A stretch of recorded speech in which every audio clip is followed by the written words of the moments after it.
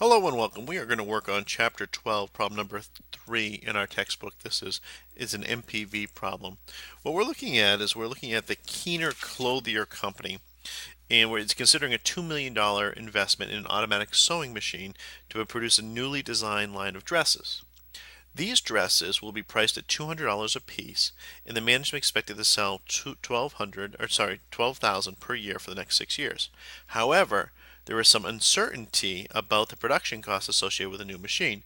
The production department has estimated the operating cost at 70% of revenues, but senior management realizes that this figure could turn out to be as low as 65% or as high as 75%. The new machine will be depreciated at a rate of $200,000 per year, straight line, zero salvage value, and the Keener's cost of capital is 14%, and its marginal rate is 35%. What we're looking to do is we're looking to calculate a point estimate along with the best and worst case scenarios for the project's NPV. So let's get started here. Now, we talked about the problem, and I want to just set it up here. So we know that our cost, let's see if I can bring this down here, cost as a percentage of revenue. This is what we're going to do is, and the way you would do this is we know that we are looking at 70%, and we know that it could go as high as 75%, and we know that as low as 65%.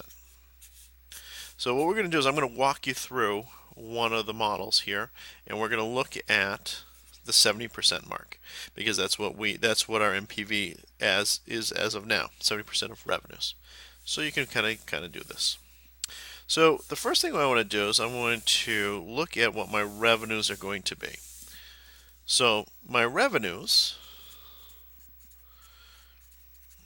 are going to be 12,000 units times $200, or 2,400, or if I was to put zeros on this, it would actually be 2.4 million. I'm just getting rid of the zeros. So we have a revenue line item. Then we also have the cost of producing, like the operating revenues. Operating costs. Okay, so now our operating cost is this number, 70% of this. So it's 2.4 million, or 2,400 times 0.70, which would be 1,680.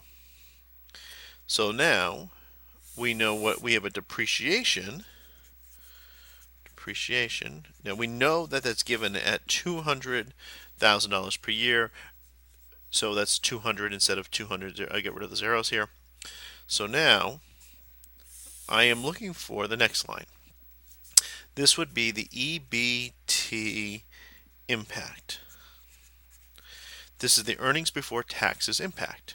So basically what we're going to do is we're going to take the 2,400 and we're going to subtract out of it our operating cost of 1,680, and then what we're going to do is subtract out our depreciation. That will give us a $520 earnings before taxes impact. Well, our tax rate is a marginal tax rate at 35%.